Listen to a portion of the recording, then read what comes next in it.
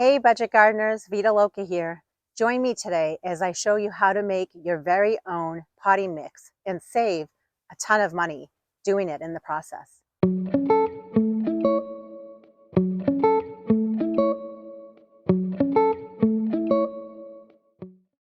I don't know about you, but I don't like wasting my money, especially on something like potting mix.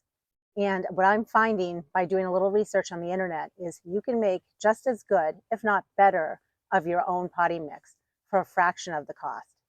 So I did some research, and based on my research, I found a good mixture that's going to work for me for this year. And it's made up of 3 ingredients for my potting mix. The first ingredient is peat moss. I'm using peat moss because that's what I happen to have at my house. If you want to use coco coir, that's the other option that you can use. The second ingredient that you need for your potting mix is some sort of manure. The biggest thing to keep in mind is the manure needs to be fully broken down. So you can use your own manure or compost. You can even, compost is the same thing as manure in many ways. The biggest thing is it needs to be broken down. I do have plenty of compost. The problem is it's not fully broken down. So in the future, I plan on using my very own compost. But for right now, I'm going to use a bagged manure or compost that I have in front of me right here, which is coast of Maine, and it's local to me in this area, New Hampshire. And then the third item that you want to use is perlite. Perlite is great for drainage of water. And the ratio that I plan on using is 1 to 1 to 1.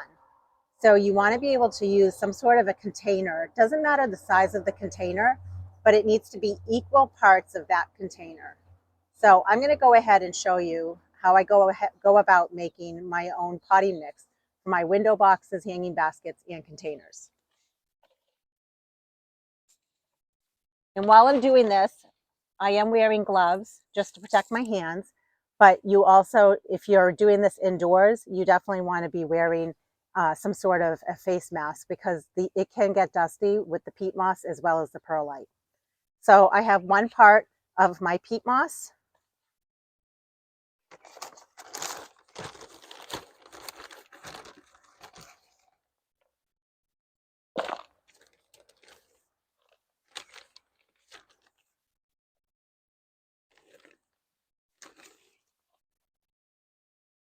There's 1 part of my compost.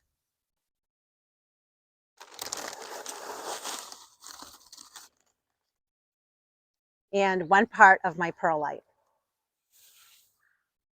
I'm just going to go ahead and mix it in.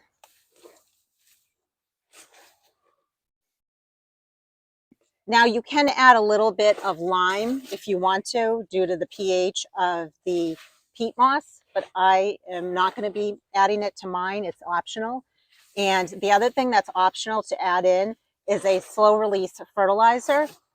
I plan on adding the slow release fertilizer into each planting hole as I plant up my window boxes, hanging baskets, and containers. So you can add it into your potting mix at the time of mixing it all together, or you can add it in as you're planting the plants and put the fertilizer into each of the planting holes. So I'm going to go ahead and show you a close-up of me adding these 3 ingredients together.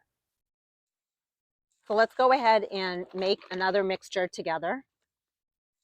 So again, here is 1 part of my peat moss.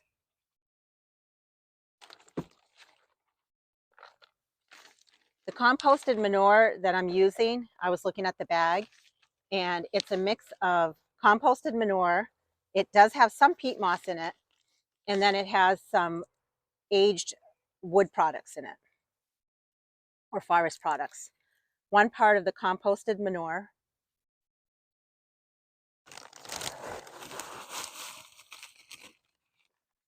And 1 part of the perlite.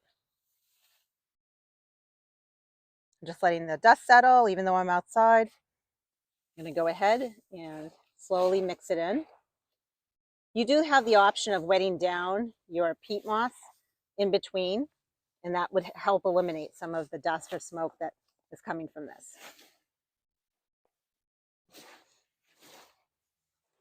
But I highly suggest you look at the back of a potting mix the next time you're in the store.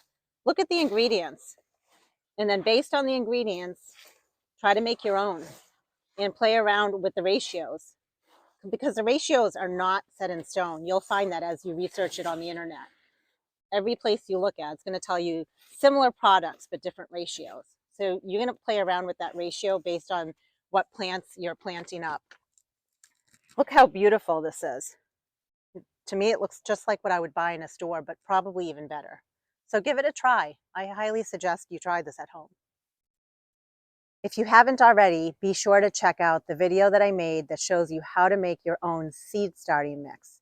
It uses some of these same ingredients, so why not try to make your own seed starting mix also? Finally, make it a great day with gardening.